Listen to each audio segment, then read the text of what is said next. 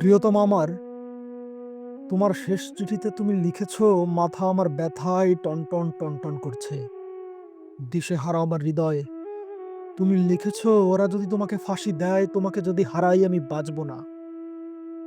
তুমি বেঁচে থাকবে প্রিয়তমা বধূ আমার। আমার স্মৃতি কালো ধোঁয়ার মতো হাওয়ায় মিলিয়ে যাবে। তুমি বেঁচে থাকবে আমার হৃদয়ে রক্তকেশী ভগিনী। বিংশ শতাব্দীতে মানুষের সুখের আয়ু বড়জোর 1 বছর। মৃত্যু, দড়ির এক প্রান্তে দুদুল্যমান শবদেহ আমার কাম্য নয়, সে মৃত্যু। কিন্তু প্রিয়তমা আমার, তুমি জেনো, জল্লাদের লোমশ হাত যদি আমার গলায় ফাঁসির দড়ি পরায়, নাজিমের নীল চোখে ওরা বৃথায় খুঁজে ফিরবে ভয়। অন্তিম উষার অস্ফুট আলোয় আমি দেখব আমার বন্ধুদের, তোমাকে দেখব। আমার সঙ্গে কবরে যাবে শুধু আমার এক অসমাপ্ত গানের বেদনা।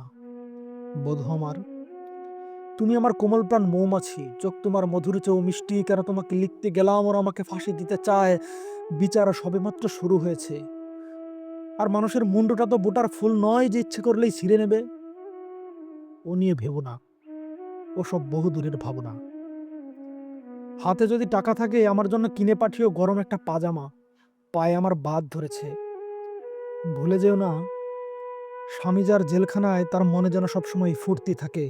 বাতাস আসে বাতাস যায়, চেরির একই ডাল একই ঝরে দোবায় দুলে না। গাছে গাছে পাখির কাকলি, পাখাগুলো উঠতে চায়, জানালা বন্ধ, টান মেরে খুলতে হবে।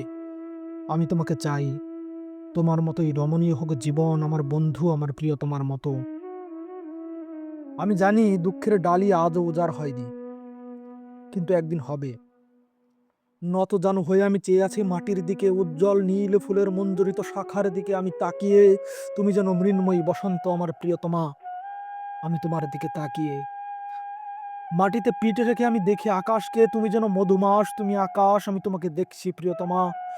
রাত্রির অন্ধকারে গ্রাম দেশে শুকনো পাতায় আমি জ্বালিয়েছিলাম আগুন। আমি স্পর্শ করছি সেই আগুন। নক্ষত্রের নিচে জ্বলা অগ্নিকুণ্ডের মতো তুমি আমার প্রিয়তমা, তোমাকে স্পর্শ করছি। আমি আছি মানুষের মাঝখানে, ভালোবাসি মানুষকে, ভালোবাসি আন্দোলন, ভালোবাসি চিন্তা করতে। আমার সংগ্রামকে আমি ভালোবাসি। আমার সংগ্রামের অন্তঃস্থলে মানুষের আসনে তুমি আসীন। প্রিয়তমা আমার, আমি তোমাকে ভালোবাসি। রাত্রি এখন 9টা, ঘন্টা বেজে গেছে গুমটিতে। সেলের দরজা তালা বন্ধ হবে এক্ষুনি। এবার জেলখানায় একটু বেশি দিন কাটলো, 8টা বছর। বেঁচে থাকার অনেক আশা প্রিয়তমা, তোমাকে ভালোবাসার মতোই একাগ্র বেঁচে থাকা। কি মধুর, কি আশায় রঙিন তোমার স্মৃতি। কিন্তু আর আমি আশায় তুষ্ট নই। আমি আর শুনতে চাই না গান। আমার নিজের গান এবার আমি গাইবো। আমাদের ছেলেটা বিছানায় শয্যাগত, বাপ তার জেলখানায়। তোমার ভারাক্রান্ত মাথাটা ক্লান্ত হাতের উপর এলানো। আমরা আর আমাদের এই পৃথিবী একই শোচাগ্রে দাঁড়িয়ে। দুঃসময় থেকে সুসময়ে মানুষ পৌঁছে দেবে মানুষকে। আমাদের ছেলেটা নিরাময় হয়ে উঠবে। তারা বাপ খালাস পাবে জেল থেকে। তোমার সোনালী চোখে উপচে পড়বে হাসি। আমার আর আমাদের এই পৃথিবী একই শোচাগ্রে দাঁড়িয়ে। যে সমুদ্র সব থেকে সুন্দর তা আজও আমরা দেখিনি। সব থেকে সুন্দর শিশু আজও বেড়ে ওঠেনি। আমাদের সব থেকে সুন্দর দিনগুলো আজও আমরা পাইনি। মধুরতম যে কথা আমি বলতে চাই, সে কথা আজও আমি বলিনি। কাল রাত্রে তোমাকে আমি স্বপ্নে দেখলাম। মাথা উঁচু করে ধূসর চোখে তুমি আছো আমার দিকে তাকিয়ে। তোমার আর্দ্র ওষ্ঠাধর কম্পমান, কিন্তু তোমার কণ্ঠস্বর শুনতে পেলাম না। কৃষ্ণপক্ষ রাত্রে কোথাও আনন্দ সংবাদের মতো ঘড়ির টিক টিক টিক টিক আওয়াজ। বাতাসে গুনগুন করছে মহাকাল। আমার ক্যানারির লাল খাঁচায় গানের একটি কলি। লাঙল চষা ভুইতে মাটির বুক ফুঁড়ে উদ্গত অঙ্কুরের দুরন্ত কলরব। আর এক মহিমান্বিত জনতার বজ্রকণ্ঠে উচ্চারিত ন্যায্য অধিকার। তোমার আর্দ্র ওষ্ঠাধর কম্পমান, কিন্তু তোমার কণ্ঠস্বর শুনতে পেলাম না। আশাভঙ্গে অভিশাপ নিয়ে জেগে উঠলাম। ঘুমিয়ে পড়েছিলাম বইতে মুখ রেখে। অতগুলো কণ্ঠস্বরের মধ্যে তোমার স্বরকে আমি শুনতে পাইনি। জেলে এলাম সেই কবে। তারপর গুনে গুনে 10 বার সূর্যকে প্রদক্ষিণ করেছে পৃথিবী। পৃথিবীকে যদি বলো, বলবে কিছুই নয়, অনুকাল মাত্র। আমি বলবো না, আমার জীবনের ১০টা বছর। যে বছর জেলে এলাম একটা পেন্সিল ছিল। লিখে, লিখে খুইয়ে ফেলতে ১ সপ্তাহ লাগেনি।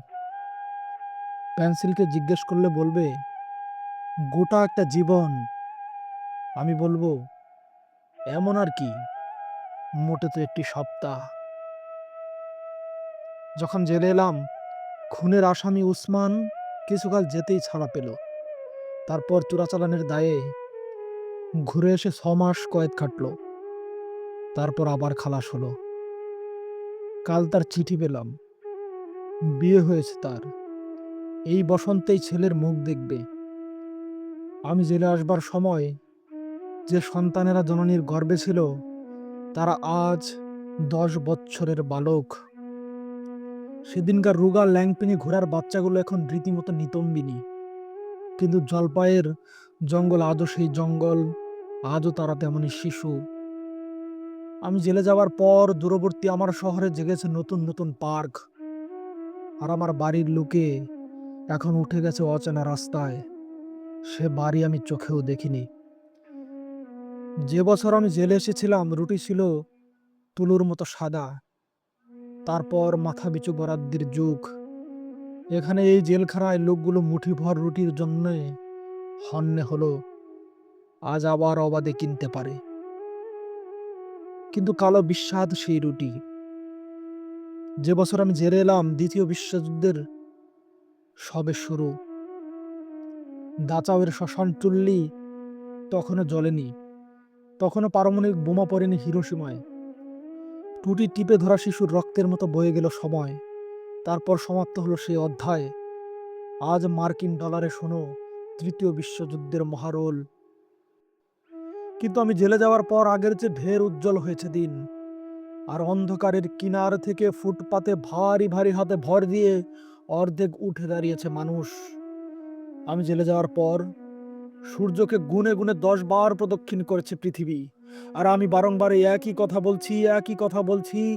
জেলখানায় কাটানো আমার ১০টা বছরে যা লিখেছি, সব তাদেরই জন্য যারা মাটির পিঁপড়ের মতো, সমুদ্রের মাছের মতো, আকাশের পাখির মতো অগণিত, যারা ভীরু, যারা বীর, যারা নিরক্ষর, যারা শিক্ষিত, যারা শিশুর মতো সরল, যারা ধ্বংস করে, যারা সৃষ্টি করে, কেবল তাদেরই জীবন বৃত্তান্ত মুখর আমার গানে।